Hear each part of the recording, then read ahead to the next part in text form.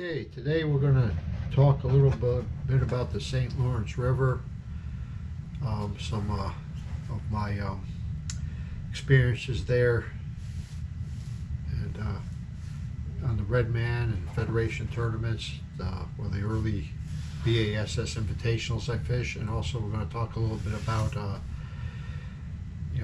things you should know if you're going up there these days. So we'll talk about the present first. BASS holds these tournaments out of Waddington, which is close to 100 miles east of Lake Ontario.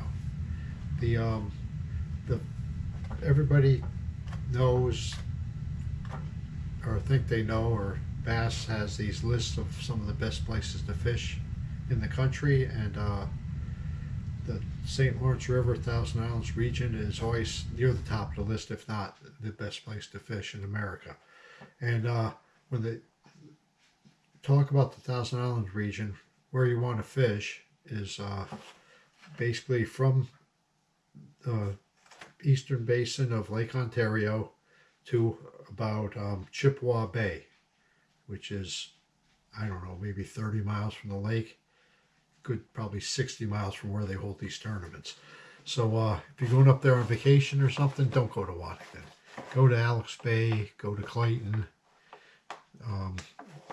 Cape Vincent, camp at Wellesley Island if you camp, or Goose Bay, something like that. So so way back, we didn't always catch 30-pound bags of or 20-pound bags of smallmouth on the St. Lawrence River. You guys like Randy Blockett always crying about how the fishing was so much better back in the day, and really, a 4-pound smallmouth was a big smallmouth 40 years ago there. If you got 4-pound smallmouth and you're fishing a tournament, you better be looking, these days you better be looking to call it. So there's one of the old paper maps. One of the early tournaments I fished. I never went up here, even it's about a 5-hour drive from my house, and I've never been to the St. Lawrence River until I started tournament fishing, and that's one of the things I always like to, one of the great things about tournament fishing is it gets you going places. So I go up there and fish a Redman tournament about 1987. Now, this last elite tournament, guys are fighting over Carlton Island. The Johnstons and Robert Gee, I think, they're fighting about a community hole. See that X right there? I wrote that in there. This was marked up, this paper map I haven't used for years, not since you got maps on your electronics. Imagine running around, that's Lake Ontario, just water. We ran around out there on a compass, and no GPS. So the water current goes this way in this lake. Comes out of the lake into the river, and it hits this island, deflects, and there's a point right off there, and there's the current deflecting off that point. I think that's where they're fighting about. Behind the point, I was found in practice, they're up on top of the ridge, up in about 45 feet of water. I was catching them on a jig and spoon. And during the tournament, they dropped off, got behind the point, and I was out there in about 75 feet of water using a 2-ounce mano lure. It's a slab spoon, and vertical jigging. Caught most of my fish that I catch over 30 feet deep prior to the drop shot on a jig and spoon. I talked about using a jig and spoon on my coverage of the Winnipesaukee divisional tournament, and me and my partner out there just hauling good sized smallmouth up as fast as you could drop down, and the boat comes running around, sees us both with our rod bent over. So and we're out like 75 feet of water out by this channel marker, and they stop and they look at the depth finder and they leave, because nobody fished that deep back then, and not too many people fish that deep, and these fish are on the bottom. So I ended up catching about 15 pounds in that tournament, came in 5th, and 15 pounds in 86, 87, whatever it was a big bag of smallmouth. then. So then in '88, I believe, I jackpotted the Invitational on the Thousand Islands. It's the one Rick Clun won. He won longest bank out on the lake, and it was windy. You know, if you read any of the accounts or saw the old stuff, you know, that was a heck of a thing running out on that big lake. I mean, the forecast Friday, they said there was 25-foot waves in that area. So you don't want to be in a bass boat in 5-foot waves. So I fished in practice. I did pretty well largemouth fishing. Fished a place called Lake of the Isles. It's basically a maybe it's 1,000-acre lake in Wesley Island, where the campground is that I recommended. And I'm catching them flipping in the weeds. I was flipping one of those jigs like I talked about in an earlier video, how I reproduced it. And so the first day of the tournament, I go out there and I caught a limit pretty quick, a decent limit. I don't remember what it weighed. And it really isn't the amusing part of the story. But then the cold front that was coming came through and the wind started picking up. And after about 10 o'clock, I never had a single bite. And I knew I was in trouble. So I draw it with my partner the second day, and my draw partners, you have to discuss boat operation, where you're going to fish. The guy comes up to me and says, I see you're on the standings. Where are you fishing? In the lake or in the river? I said, the lake. No, I said, no, I'm fishing in the river. He says, well, we're going to go to your fish and take your boat. I said, well, this front come in, those largemouth aren't biting. He says, I don't care. I'm not going out on the lake again. We're going to take your boat and go to your fish.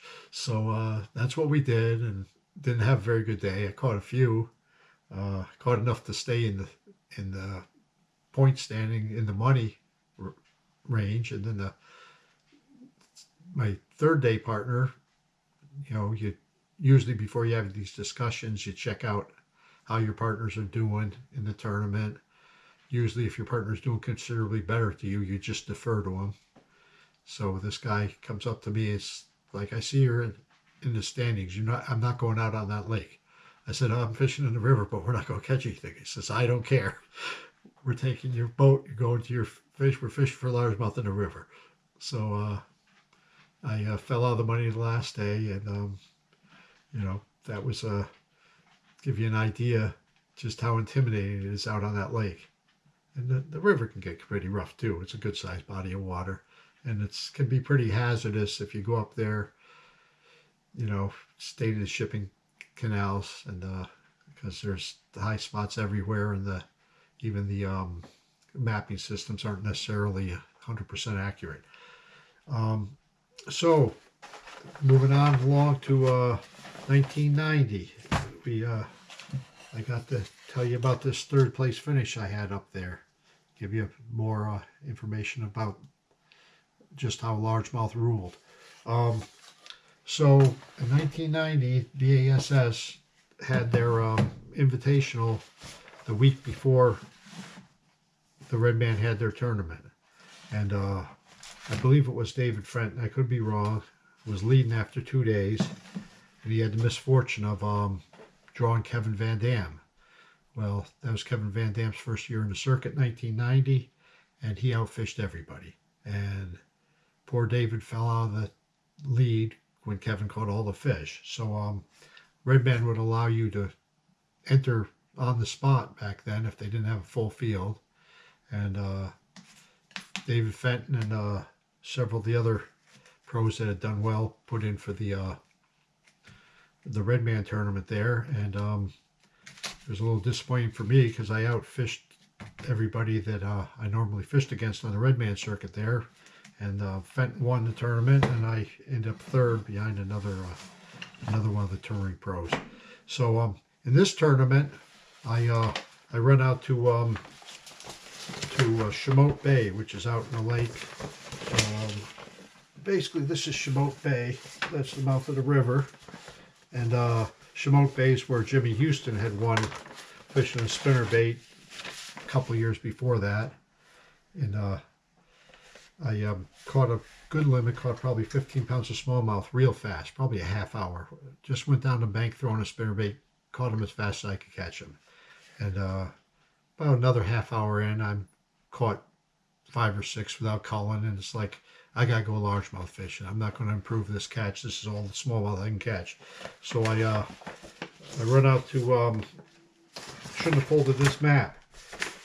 Out there around where Clun is, there's this island, Stony Island, which I don't mind telling you because you're not going to compete fishing for largemouth on the St. Lawrence River anymore, but you can sure have a lot of fun catching them. So I went out to Stony Island, picked up a jig. I have it marked here as largemouth right on my map. It's all deepest water, it's maybe 10 feet in that pond, and went there and culled every last fish, caught 17 or 18 pounds, whatever it was, and ended up finished third in the tournament. These days at the Thousand Islands, 20 pounds, you catch more than 20 pounds a day to make the cut in the, in the elite or whatever there. Back then, I think the tournament the weekend before here, there was one 20-pound bag in. I never saw a 20-pound bag weighed on the Thousand Islands until the Gobies and the Zebra Muscles got in there and cleared up the water and made the smallmouth grow. And it's pretty much the same thing throughout the Great Lakes and anything attached to the Great Lakes. So I hope you enjoyed the story. If you're going to go up there and fish, it might help you some. The largemouth fishing is still great. If you're not tournament fishing and it gets windy or something, Goose Bay, Lake of the Isles, Chippewa, any of those shallow bays are just loaded with largemouth, and it's probably better largemouth fishing than it's ever been because nobody fishes for them. So like, subscribe, to have another story for you soon. Thanks, bye.